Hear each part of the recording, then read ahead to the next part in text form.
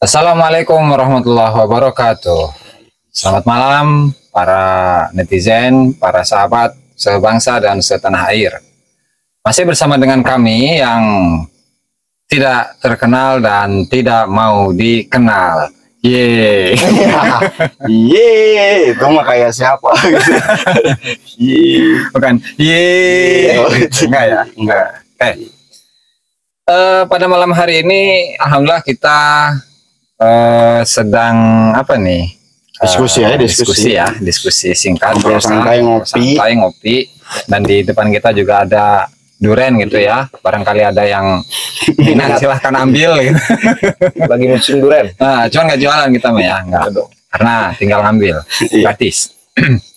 Oke, di sini ada beberapa hal yang kita diskusikan pada malam hari ini, yaitu terkait tentang beberapa poin. Dimana yang pertama itu adalah mengenai ada sebuah kasus persekusi di Bogor. Sekali lagi ini persekusi ya, yang dilakukan oleh oknum Habib. Diduga namanya itu atau persekusi itu dilakukan oleh Habib Hasan Alwi Segaf ya. Dan persekusi itu dilakukan kepada salah satu ustadz yang namanya Ustadz Ridwan dari Bogor.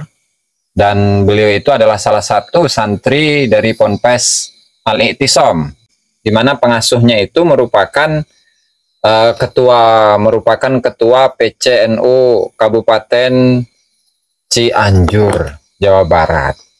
Ini berarti beliau adalah santri NU gitu ya, Ustadz Ridwan ini. Tapi ini benar gitu ya, ini data-data apa? Bisa dipertanggungjawabkan, Lantaran laporan dari Banser setempat yang melapor kepada Gusmar ya melalui via telepon, dan itu diunggah di akun beliau. Dan ini cuplikan dari pernyataan sikap santri Al-I'tisom, santri dan alumni ya. Nah, nanti di kami segenap santri dan alumni Pondok Pesantren Al-I'tisom mengecam keras atas tindakan pemukulan yang dilakukan oleh Habib Hasan bin Alwi Segaf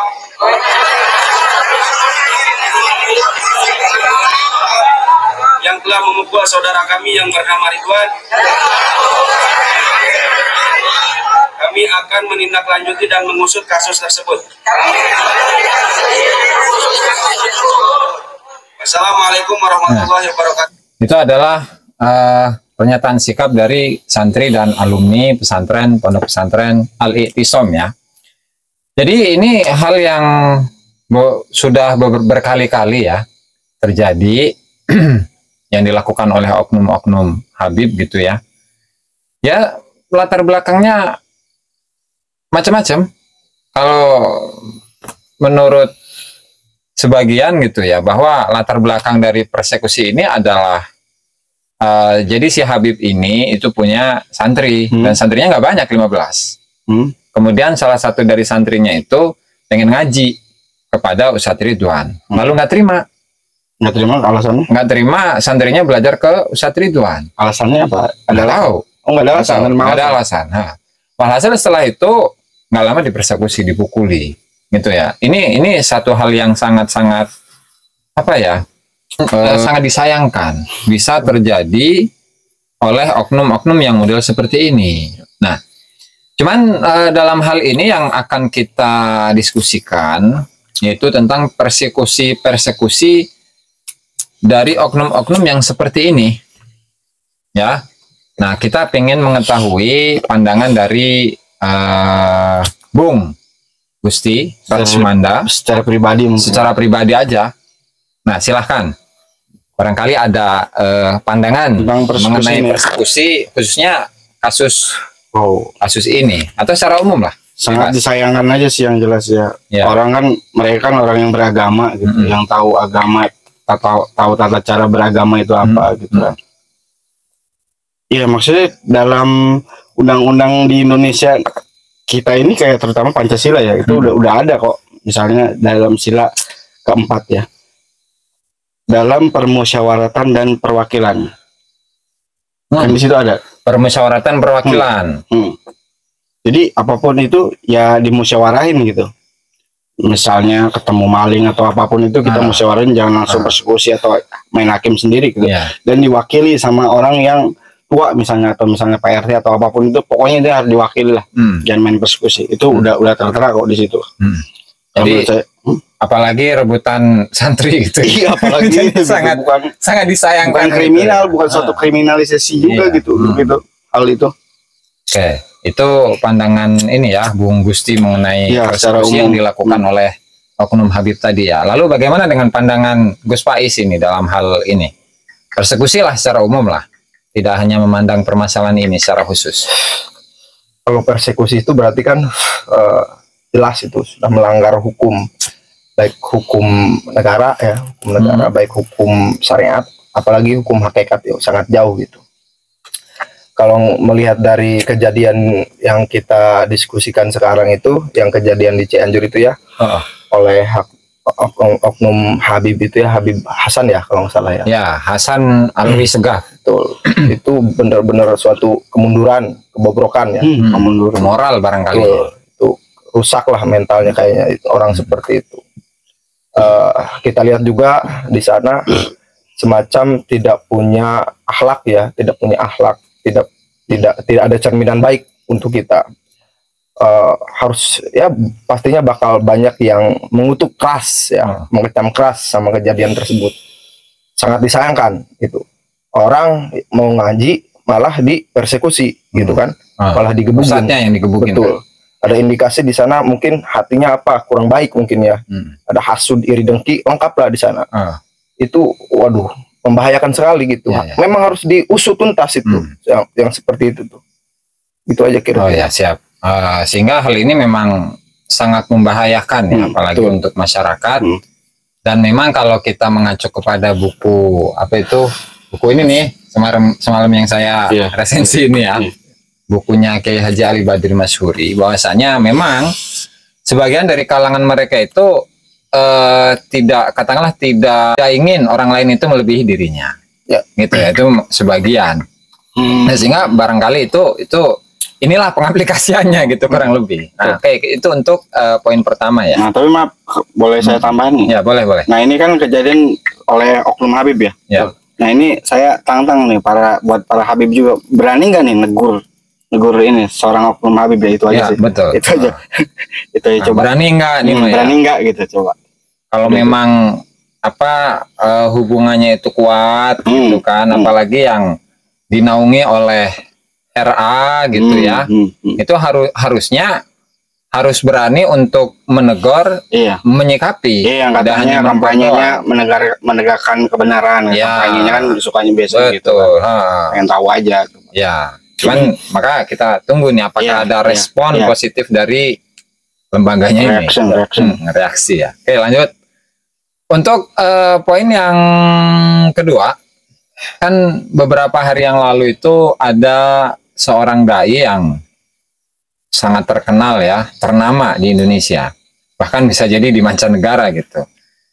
Ketika dia itu mengkritisi polemik nasab ini yang didasarkan atas penelitian atau tesis Kiai Haji Imaduddin, lalu beliau itu seakan-akan merendahkan Kiai Haji Imaduddin dengan redaksi atau dengan narasi bahwa itu adalah pembegalan nasab.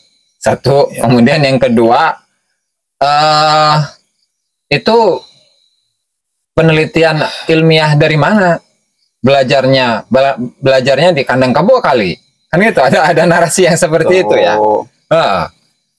Nah, tentu hal ini membuat masyarakat di akar rumput ini ya pro kontra, bingung nih. Katanya kan ulama, tapi narasinya seperti itu. Nah, kita pengen tahu HRS maksudnya. Ya, HRS. Jadi saya masih menjaga. Apa yang itu udah tadi. Daril. Iya, Daril. Oke, untuk pertama silahkan ke Gus Faiz untuk menyampaikan statementnya dari statement Oknum Habib tadi yang mengatakan begal nasab dan kandang kebo. Kalau menurut saya sih nggak aneh ya, karena oknumnya itu lagi. Yang disayangkan itu kenapa semakin kesini malah semakin kesana. Harusnya kan semakin kesini itu semakin mulai dewasa. Ya. Karena kemarin dia juga sempat dijebloskan gitu. Sempat ada musibah lah gitu kan. Harusnya di sana muhasabah diri. Kenapa? Ada kesalahan apa dalam dirinya gitu kan. Malah sekarang menjadi-jadi gitu kan. Narasinya yang tidak enak didengar gitu. Dan katakan kalau menurut bangsa-bangsa ABG mah ilfil gitu ngedengerin. Ilfil banget. Dan menyakitkan. Ini kan Kiai Imad disebut belajar di Karena Kebo. Waduh. Kiai Imad itu kan berangkat dari pondok ke pondok ya. Dari pondok pesantren mengaji kemana-mana, ke setiap abuya, banyaklah biografi beliau ya. Berarti itu semua disebut sebagai Karena Kebo oleh dia tuh ya. Itu kan sangat menyakitkan dan tidak elok kita dengar. Berarti penghinaan itu. Penghinaan itu. Dari mana kita dapat didikan di situ? Tidak ada sama sekali yang kita ambil gitu. Itu tapi memang dari dulu seperti itu kelakuannya. Jadi 11-12 seperti yang kejadian di Cianjur itu. Berarti kan? Jadi sekali lagi mungkin belum makan durian. Mungkin atau pengen dilempar durian. Oke, mungkin gitu. Gitu ya. Oke, untuk selanjutnya mungkin Bung Gusti ini tentang apa? Tentang masalah yang sama. Oh, untuk HRS sih saya mau klarifikasi aja. Oh iya. Yang kemarin minta maaf. Dia sempat bilang beliau itu cocoknya jadi ketua geng motor, ketua geng motor. Saya mohon maaf. Jadi cocoknya jadi ketua preman. Cocok sih, iya. Dasarnya apa itu? Ya itu tuh bukan seorang sosok ulama banget sih kalau menurut saya gitu ya. Karena kalau ulama masih terjaga gitu, tertata dari intelektualnya, dari perdata, dari apapun itu. Dari sikapnya, dari sikap gitu ya. Namanya preman kan free man kan, preman itu free man, manusia bebas gitu. Jadi ya bebas gitu. Brutal itu ya, brutal. Padahal kebebasan itu pasti dengan aturan ya. Misalnya ketika berbicara di Amerika yang katanya negara bebas, tetap kan aturannya di situ kan. Harus ngikutin aturan. Ya, berarti itu adalah pandangan dari Bung Gusti ya, secara pribadi mengenai begal nasab dan kandang kebo ya. Oh itu TIJ mah parah itu kalau ngebahas ini. Oh TIJ. Oke, selanjutnya poin yang ketiga yaitu ini masih hangat ini, bahkan masih panas. Yaitu tentang polemik nasab ya, di mana RA atau yang membawahi Bani Alawi gitu ya, itu kan nasab mereka dipertanyakan lah lantaran oleh Kiai Haji Imad itu dalam penelitiannya. Haji Imad ingin mengukur seberapa kesahihan riwayat nasab ini dari sisi sejarah, dari sisi nasab dan seterusnya, sehingga hal ini ada yang pro dengan tesisnya Kiai Haji Imad, ada yang kontra dengan tesisnya Kiai Haji Imad, bahkan muncullah tadi bahasa-bahasa begal nasab dan kandang kebo gitu kan. Nah lalu kalau boleh saya bertanya, sebenarnya pengaruh positif atau negatif di kalangan ya untuk pribadi lah, baik Gus Faiz atau Bung Gusti? Ya Gus Faiz dulu silahkan. Ya kalau untuk tanggapan ya, anggapan masyarakat itu kan kembali lagi terhadap masyarakatnya itu sendiri, terhadap asumsi pandangan dari setiap masyarakat itu sendiri. Tapi kalau dari saya sih ada aja tesis dari kajian Kiai Imaduddin itu justru mendatangkan segi positif ya, bagi pemuda ya gitu. Ya betul, saya dengar dari orang tua dari Habib, tapi Habib yang sepuh gitu. Beliau bilang adanya tesis itu justru mendorong kita menarik terhadap tesis-tesis yang lain. Misalkan sodako itu mendatangkan rezeki. Nah itu bisa ditesiskan gitu kan. Apalah semuanya banyak ditesiskan kalau kita mau mencerna itu. Artinya banyak hal yang sangat positif yang mesti kita ambil gitu dari kejadian ini gitu. Kalau memang merasa ini negatif, ya mungkin itu dari oknum yang tidak terima saja mungkin. Barangkali seperti itu. Barangkali salah satu hal yang positifnya gitu ya. Jadi yang awalnya kita itu acuh tak acuh mengenai kitab-kitab nasab gitu kan. Nah, dengan munculnya tesis Kiai Haji Imaduddin ini justru malah kita itu mencari-cari gitu ya. Betul. Sehingga wawasan kita dalam ilmu nasab itu semakin bertambah. Betul. Barangkali gitu ya. Mungkin Bung Gusti. Kalau menurut saya jelas sih, kalau itu sih nambah keilmuan ya, keilmuan. Terus semakin kita juga semakin kayak yang ragu nggak ragu gitu ya. Ini Habib asli atau enggak gitu. Karena ngeliat perilakunya gitu. Kalau Habibnya asli. Iya, Habibnya asli, perilakunya gitu kan. Kalau Habibnya asli gitu kan. Cuman Said dan Syarifnya itu yang banyak mempertanyakan. Ya mungkin itu ya. Ya salah satunya itu. Akhirnya kan kita bisa jaga diri gitu. Terus ditambah lagi itu tuh satu ilmu baru gitu di pesantren ataupun di pelajaran-pelajaran formal juga gitu kan, tentang nasab gitu kan, pelajaran nasab kan sebelumnya emang nggak ada juga kan ya. Betul, nggak ada. Mungkin tabu malah kan ya. Ya. Benar. Mungkin kalau saya sih itu sih kayaknya poinnya. Ya, itu positifnya. Kalau negatifnya, kalau menurut pandangan pribadi saya sih ada juga sih negatifnya, yaitu justru antara umat satu sama lain sih, sebetulnya itu. Ya. Makanya di sini tuh yang harus diterapin apa sih ini harus diapain nih gitu. Kayaknya pemerintah juga harus turun juga sih, kayaknya gitu, karena ini perkaranya emang lumayan wow gitu. Perkaranya mulai wow gitu. Jadi ini bisa jadi salah satu solusi dari munculnya polemik nasab ini ya. Padahal itu bahan pertama pertanyaan selanjutnya, tapi udah terjawab ini oleh beliau. Waduh, masa saya nggak tahu lah, serius. Makanya saya mah kadang suka pengen gencar si yang pertama yang bikin perkara itu. Yang blonde itu sebetulnya itu tuh yang harus dicecar tuh sebetulnya itu tuh itu aja terus bahkan kasus penembakannya pun nggak muncul sampai sekarang kan. Betul. Jadi kalau membicarakan tentang polemik nasab tadi itu ya, itu sebenarnya kan yang melatar belakanginya ada banyak hal gitu yang melatar belakangi penyusunan tesis Kiai Haji Imaduddin itu kan. Justru ini menambah wawasan mengenai sejarah masa lalu baik di Banten ataupun yang lainnya, sehingga yang lainnya itu melek lantaran banyak doktrinisasi yang dilakukan.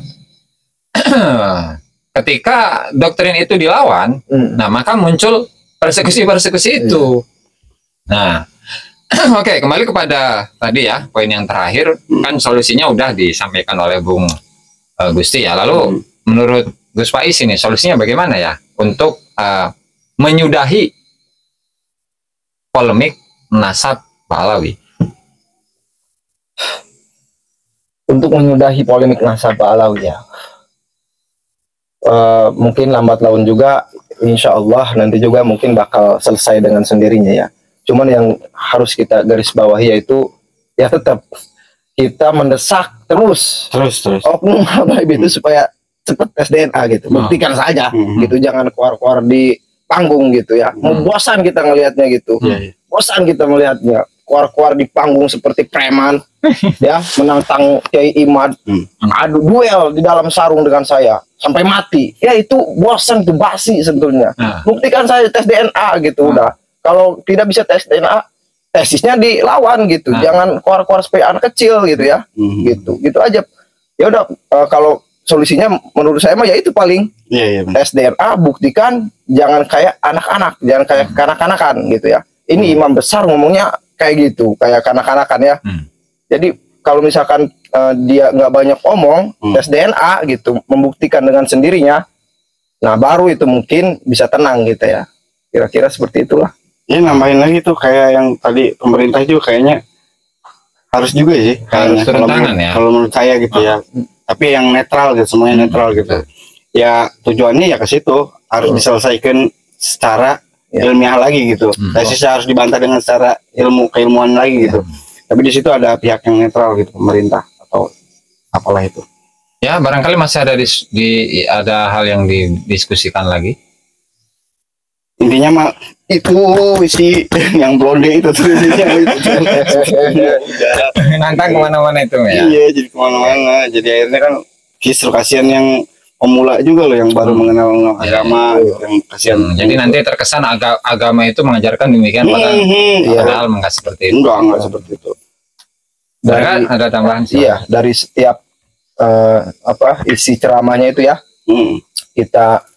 kita lihat, kita cek satu persatu ya dari oknum itu ya. Yaitu model yang rambutnya blonde gitu kan, marah-marah, yang ngomong-ngomong anjing, ya itu ngomong anjing babi segala rupa gitu kan. Itu kan yang nonton itu orang-orang yang polos ya, orang-orang justru pengen tahu wawasan ilmu gitu ya. Ketika hadir satu Muharram misalkan ya, ceramahnya ya udah fokus satu Muharram saja, jangan malah mencaci maki orang lain gitu, jangan malah jadikan majelis gibah di atas panggung gitu. Gimana ceritanya? Ini juga seorang imam besar ya, saya bilang gitu nggak apa-apa kali ya, imam besar ya, nggak apa-apa. Tapi itu kan, tapi kelakuannya sangat tidak mencerminkan orang yang besar gitu. Ya, seperti kekanak-kanakan. Imam besar mah ya harus punya pola pikir yang besar gitu. Ada masalah seperti ini dituntaskan dengan sikap yang luar biasa, yang bijaksana, yang dewasa gitu kan. Tapi kelihatannya kok malah jadinya ilfil gitu ngeliatannya gitu. Ya intinya harusnya mah ya bagi orang oknum-oknum yang seperti ini sudahlah, membahayakan di atas panggung. Orang yang polos gitu ya, masyarakat yang tidak tahu jadi bingung ini maksudnya apa gitu. Kok malah ngomongin orang di atas panggung gitu ya, seperti preman aja gitu ya. Kan orang-orang datang ke penceramah itu butuhnya ilmu gitu kan, butuh ilmu dan sebagainya lah gitu, pengetahuan lain. Iya, pengetahuan ruhani, pengetahuan ilahiyah gitu ya. Tapi justru malah mendoktrin gitu. Harus hati-hatilah bagi masyarakat umum, bagi santri, bagi masyarakat gitu. Jangan mau diadu domba gitu ya sama oknum Habib yang seperti itu. Ya kalau misalkan ada oknum Habib bicara tentang polemik nasab, telusuri dulu latar belakangnya apa gitu, asal muasalnya apa. Kita harus cerdik gitu, jangan sampai kita didoktrin gitu. Kita harus punya kedewasaan, kita harus punya apa ya, kan sebentar lagi 17 Agustus ya, kita harus merdeka gitu. Gitu maksudnya, merdeka dari segala-galanya ya. Iya, merdeka dari segala, khususnya pemikiran gitu. Jangan sampai kita ikut aja gitu, jangan sampai gitu. Orang udah kelihatan kok jejaknya juga, jejak digital banyak. Betul, banyak jejak digital yang jelek lah bagi oknum Habib seperti itu. Malah yang tadi kita tonton juga kayak HRS bilang katanya, emang saya butuh pengakuan Habib. Iya, emang ada sih. Banyak malah ya, banyak banget. Itu yang saya mengalir dari Rasul itu apa? Nah, itu bener. Bawa jual siwak lah, bawa itu kan. Nah, oknum itu katanya bangga katanya. Emang kenapa kalau aneh bilang gitu? Di dalam darah aneh ada darah Rasulullah. Itu tes DNA kan? Tes DNA harusnya. Malah dia bilangnya katanya, kan bangga. Emang salah kalau bangga katanya. Ini nggak nyambung. Nah, kita tanya ke Gus Aziz, orang yang membangga-banggakan nasab itu gimana itu, Gus? Siap. Ini ngaji nih. Kita harus ngaji. Oh, jadi hostnya yang jadi narasumber ini. Aduh. Karena itu jelas, itu real. Dia mengakui kalau dia tuh bangga dengan nasabnya itu. Jadi mengacu kepada sebuah ayat ya. Ketika Allah Ta'ala itu menurunkan sebuah ayat, innama ana basyarum mislukum yuha ilayya. Ya. Ini Rasul loh. Rasulnya bukan keturunan Rasul lagi. Ini seorang Rasul, seorang Nabi Muhammad, sebaik-baiknya manusia, semulia-mulianya seluruh makhluk, apapun itu makhluknya. Betul. Allah Ta'ala menurunkan ayat ini tujuannya apa? Atau hal itu menunjukkan apa? Seperti yang dijelaskan oleh Syekh Ali Al-Khawas, bahwasanya zat yang ada dalam diri Rasul itu ya sama dengan yang lain. Ya. Makanya di situ Rasulullah diperintahkan untuk mengatakan, ya saya sama seperti kalian. Kul innama, sesungguhnya ana basyarum mislukum, saya hanya seorang manusia seperti kalian. Ya. Artinya itulah hal yang harus diteladani, bahwa Rasul saja itu diperintahkan oleh Allah untuk mengatakan bahwa saya sama dengan kalian. Artinya di situ ada persamaan. Ya. Persamaan status, ya kan, persamaan derajat, nah dan seterusnya. Hanya saja bedanya Rasul dengan yang lain itu Allah Ta'ala menurunkan wahyu kepada beliau.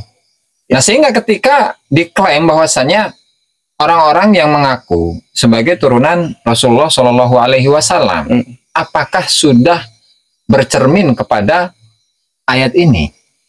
Itu. Jangan berlebih-lebihan. Siti Fatimah saja, putri dari Rasulullah Shallallahu Alaihi Wasallam, Rasul mengatakan kepada beliau, ya Fatimah, ketika engkau itu mencuri, sungguh akulah yang akan memotong tanganmu sendiri. Ya artinya di situ berlaku hukum ya, hukum itu berlaku. Sehingga nggak perlulah membangga-banggakan nasab kemudian pengen dipanggil Dzurriyyah Rasul atau sebagian oknum lagi mengatakan dalam diri saya, waduh, ada darah Rasul, ada darah mulia dan seterusnya. Disuruh tes DNA nggak mau. Disuruh tes DNA nggak mau untuk membuktikannya. Itu kan ini apa-apaan gitu. Toh masyarakat sudah pintar untuk menilainya gitu kan. Yaitu saya rasa cukup dari saya. Oke, ada hal yang ditambahkan barangkali? Ya kadang dikasih hadis dalil gitu percuma sih, yang orang udah fanatik membabi buta gitu, percuma kadang gitu, nggak ngaruh kadang. Betul. Cuma tetap ya kita mah ya harus ya biasa aja lah. Ada share-sharenya ya, ilmuwan ada harusnya. Jadi berbeda kepala pasti berbeda isi. Betul. Ketika kita memiliki satu pandangan, pasti ada yang tidak setuju dengan pandangan tersebut. Cuman yang dibutuhkan adalah kebijaksanaan dalam menyikapi perbedaan pendapat tersebut. Gitu. Kayak kita bertiga beda banget ya, beda. Ini kan anak jalanan ya. Iya, yang kemarin yang disebut orang gila itu. Ucul banget. Ya mungkin ada lagi nih Gus, kita tambah satu lagi lah biar lebih lengkap gitu ya. Sama masih dari kalangan itu juga gitu, sama. Justru itu juga dari asalnya dari Banten itu, Banten pojok lah gitu ya. Beliau mengaku-ngaku sebagai turunan Wali Songo, ya, mengaku-ngaku sebagai turunan Wali Songo. Ada tesis kajian ilmiah dari Kiai Imad tidak terima karena terahnya dibelokkan katanya, membelokkan nasab gitu, marah-marah gitu kan, marah-marah. Terima, kita harus bersatu, umat harus bersatu katanya kan, jangan sampai dipecah belah gitu. Nah, kenapa harus marah sama Kiai Imad gitu kan? Harusnya marahnya sama yang menafikan nasabnya gitu. Kan ada dari kalangan dia yang menafikan nasab gitu kan, yang si Blonde itu katanya Dzurriyyah Wali Songo ke bawahnya tidak ada, terputus katanya. Kenapa itu tidak diserang gitu? Ini kelicikan banget gitu, licik sangat. Tapi itu katanya terkenalnya seorang tokoh besar gitu. Imam kali. Imam mungkin, Abu Ya'la gitu. Nah itu kelakuannya sama-sama aja seperti itu. Sama-sama aja 11, 12, 13 gitu. Soalnya gue mau nggak tahu loh. Ada di ujung. Iya. Banten. Ngeri Banten. Cuma yang gue tahu mah Abu Yamur tadi doang udah.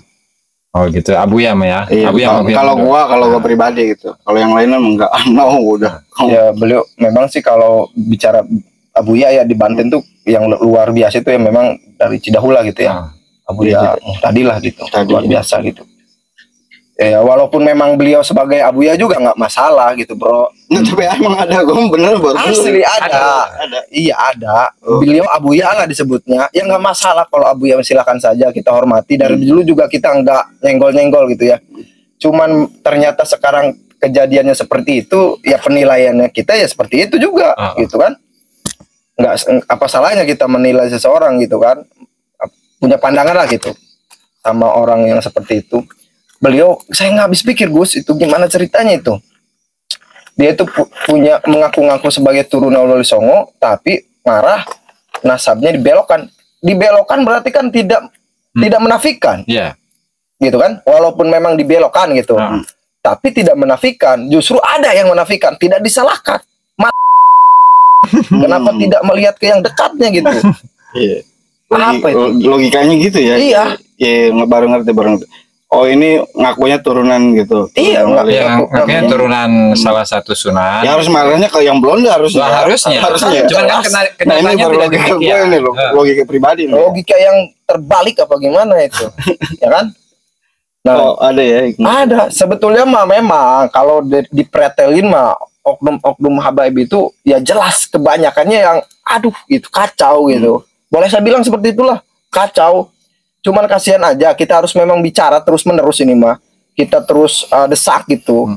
Kapan mau tes DNA? Itu aja, tes DNA aja. Kalau si blonde itu ada 2 tuh. Tes DNA sama mana bapakmu itu? Iya dong. Iya.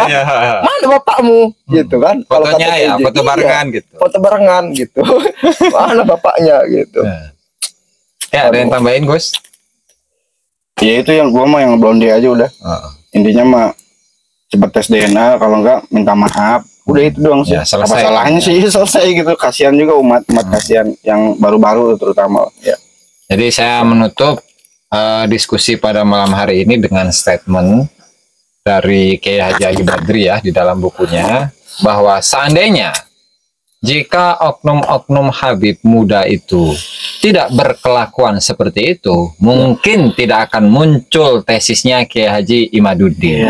Tadi lantaran oknum-oknum dai muda seperti itu, ya, maka tesis Kiai Haji Imad muncul. Maka jangan salahkan Kiai Haji Imad, tapi salahkanlah oknum-oknum yang memecah belah itu. Dengan bernada-nada kebencian dan seterusnya. Mungkin itu saja yang dapat kami sampaikan pada diskusi malam hari ini. Mudah-mudahan bermanfaat bagi kita semua. Kurang dan lebihnya saya mohon maaf. Wallahul muwaffiq ila aqwamit thoriq. Wassalamualaikum warahmatullahi wabarakatuh.